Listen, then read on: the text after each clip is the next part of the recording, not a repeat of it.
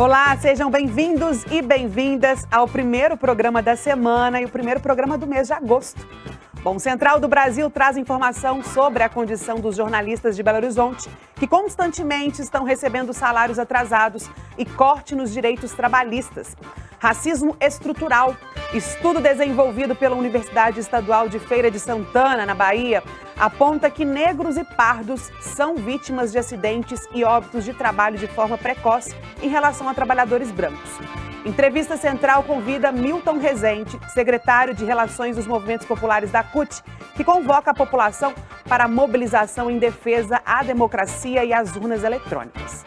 Eu sou Emília Bisotto e te convido a continuar aqui com a gente. O programa Central do Brasil de hoje está começando agora.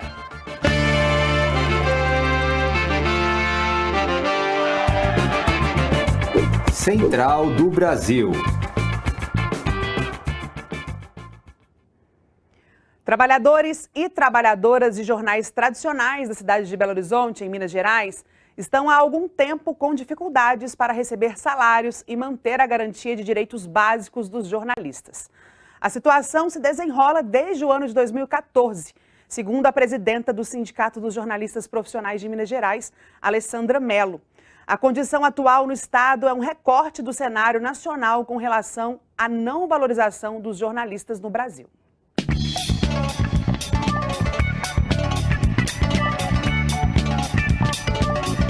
Embarque imediato. A precarização do trabalho dos jornalistas, apontada muito claramente pelo perfil do jornalista brasileiro, uma pesquisa feita o ano passado pela Universidade Federal de Santa Catarina, que traçou um perfil de quem é o jornalista brasileiro e apontou principalmente feminização e juvenilização, né, que são sinônimos de baixo salário, de precarização, infelizmente. O retrato é fiel ao que acontece aqui na capital mineira com os dois principais jornais da capital. O Jornal Estado de Minas, do Grupo Diários Associados, que não paga desde 2014 FGTS, desde 2015 não paga férias, em 2016 reduziu ilegalmente os salários dos trabalhadores e continua até hoje atrasando recorrentemente o salário, o 13º quando chega a época de Natal e todas essas verbas citadas. E a gente ganha na justiça, infelizmente, mas não consegue reverter essa situação. E o mesmo caso do jornal Hoje em Dia, de propriedade do ex-prefeito de Montes Claros, Rui Muniz, agora candidato a deputado, que também não paga salário em dia, não paga vale-refeição em dia, também cortou o salário dos trabalhadores e também não recolhe FGTS. Esse é o retrato hoje em dia, acho muito fiel, dessa precarização que assola os trabalhadores no geral e os jornalistas, especialmente em função das mudanças da tecnologia. Bom, produzido pela Universidade Estadual de Feira de Santana, na Bahia, o estudo Tendência Temporal dos Anos Potenciais de Vida Perdidos por Acidentes de Trabalho Fatais segundo raça, cor da pele na Bahia, apontou que negros e pardos foram vítimas de acidentes de trabalho de forma precoce, mais do que trabalhadores brancos da região. Foram perdidas quase 65 mil anos de vida em decorrência dos acidentes de trabalho. Nayata Wani nos traz mais detalhes em reportagem.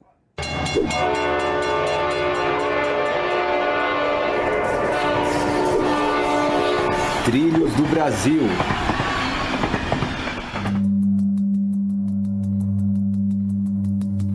Em 20 anos, as pessoas pretas e pardas morreram mais cedo em relação aos brancos em acidentes de trabalho. É o que mostra uma pesquisa da Universidade Estadual de Feira de Santana. O estudo concluiu que a idade média do óbito para os trabalhadores pretos é de 39 anos, já para os pardos, 38, enquanto para os brancos a média é de 40 anos de idade. Ionara Magalhães é uma das autoras da pesquisa. Para ela, este cenário revela o nível de precarização que os trabalhadores negros estão submetidos no ambiente de trabalho. São reflexos do racismo e da configuração histórica do mundo do trabalho num país escravocrata como o Brasil. Essa mortalidade prematura, ela revela o valor social da morte, o regime produtivo, a nossa organização social, as relações também de produção e a perda do potencial econômico e intelectual dessa população. negros ocupam, né, postos de trabalho de maior insalubridade, de maior periculosidade e apresentam também uma maior exposição a riscos, né, de riscos à saúde.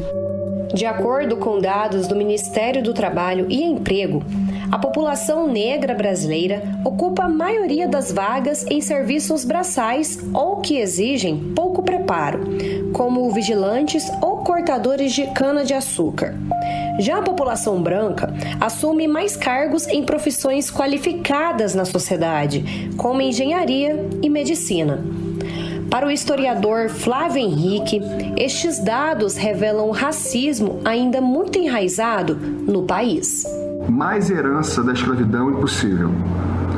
Durante o período escravocrata, negros trabalhavam 16 a 18 horas sob pressão, opressão e assédio moral e sexual, sem remuneração. No pós-abolição, foram jogados à própria sorte. Entre os estados que apresentaram a maior quantidade de notificações de acidentes de trabalho está Roraima, Santa Catarina e Piauí. Ionara acredita que é possível mudar este cenário através de políticas públicas. Convém destacar que essas mortes, elas são precoces, elas são preveníveis e também evitáveis. A magnitude, né, dos óbitos decorrentes de acidentes de trabalho, ela está atrelada à precariedade, à informalidade, ao desamparo jurídico assistencial, às condições socioeconômicas, à falta de regulação, de monitoramento e vigilância das condições de trabalho e também ao menor acesso aos serviços de saúde. Com certeza precisamos da efetivação, né, das políticas públicas a fim de assegurar maior proteção social aos trabalhadores e trabalhadoras desse nosso país.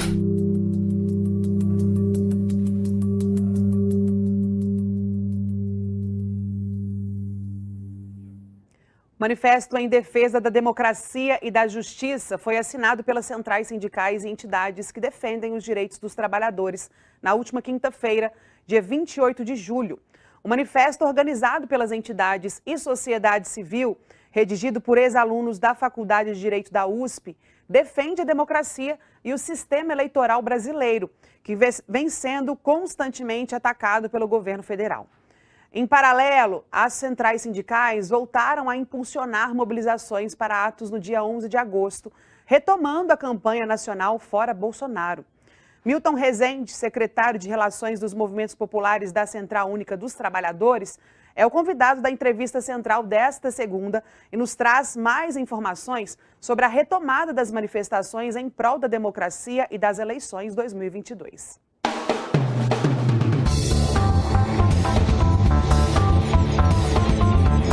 Entrevista Central do Brasil. Olá, minha gente. Recebemos agora Milton Rezende, o Miltinho, secretário de Relações com os Movimentos Sociais da CUT, a Central Única dos Trabalhadores. O nosso assunto são os atos em defesa da democracia e das urnas eletrônicas. Seja muito bem-vindo, Milton. Tudo bem? Obrigado, Afonso. Obrigado à TBT, ao Programa Central do Brasil. Milton, amanhã haverá um ato em Brasília da Coalizão em Defesa do Sistema Eleitoral, com a participação das centrais sindicais. Como será esse ato e qual o objetivo dele?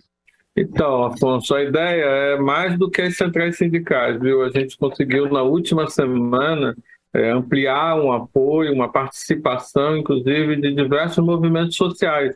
Vão estar presentes amanhã lá no Senado, dia 2, com as centrais sindicais, com diversos partidos políticos, com o MST, com a CMP, enfim, diversos movimentos sociais estão participando desse momento importantíssimo.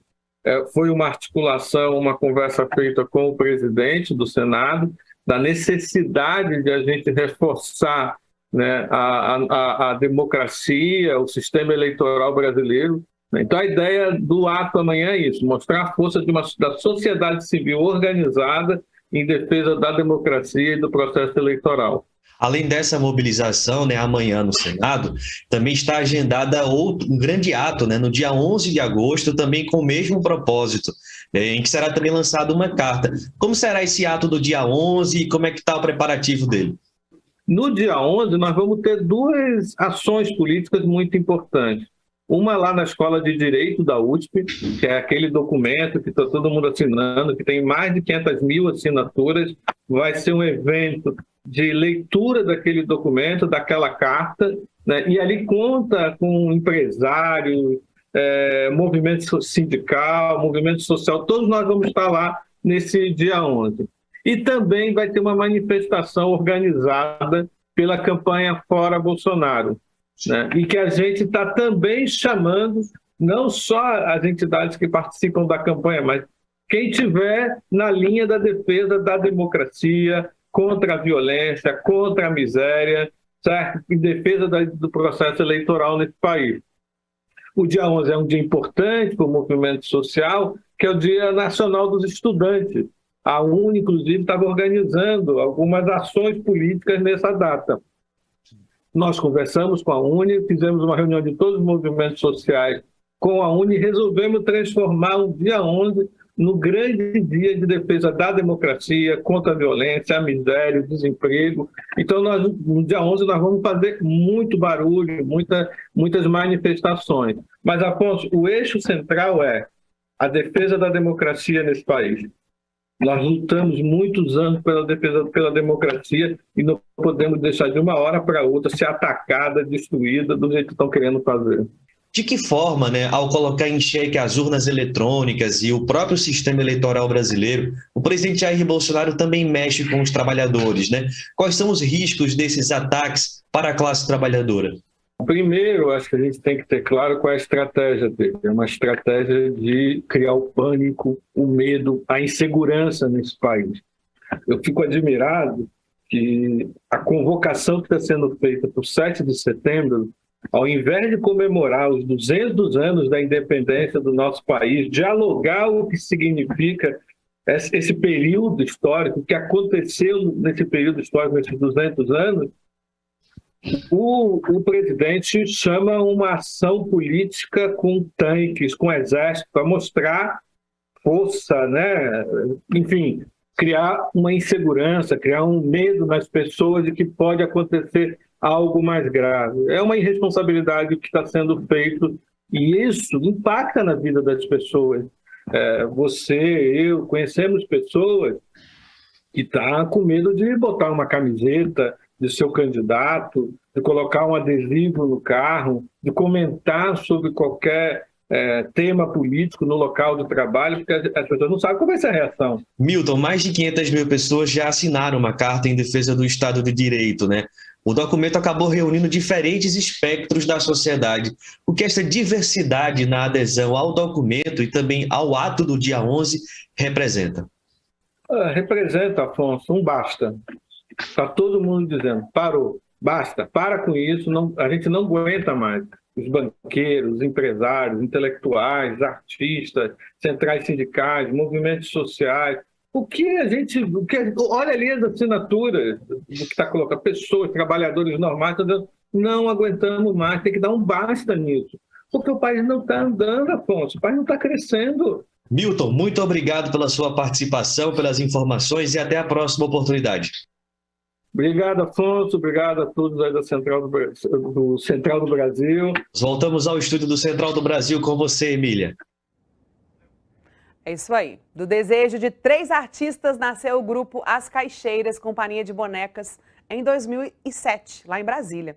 Há 14 anos, Mariana Baeta, Girlene Pascoal e Amara Hurtado criaram histórias com miniaturas animadas, apresentando espetáculos, oficinas e projetos.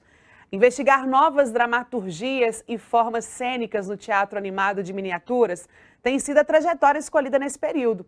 Amara Hurtado nos apresenta agora As Caixeiras.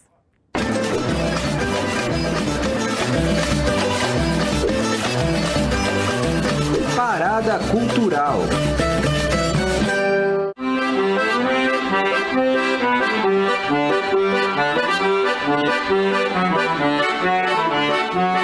Oi, gente, eu sou a Amara Hurtado, do grupo As Caixeiras, Companhia de Bonecas, aqui de Brasília, e estou aqui para fazer um convite para vocês. Nós estamos completando esse ano 15 anos de história, 15 anos de grupo de teatro que faz, difunde, pesquisa o teatro de animação e, em especial, o Teatro Lambi Lambi. Então, nesse ano que nós estamos comemorando esse tempo juntas, fazendo teatro, fazendo arte na nossa cidade, nós estaremos oferecendo oficinas e apresentações em vários locais da cidade. Então, para conhecer um pouco mais sobre o Teatro Lambi Lambi, sobre as Caixeiras Companhia de Bonecas e acompanhar nossa programação, eu convido vocês a estarem atentos às nossas redes sociais ou entrar no nosso site www.ascaixeiras.com. Até lá! Central do Brasil de hoje vai ficando por aqui. Espero que você tenha gostado do programa. Agradeço a sua companhia e te aguardo amanhã. Até lá. Tchau.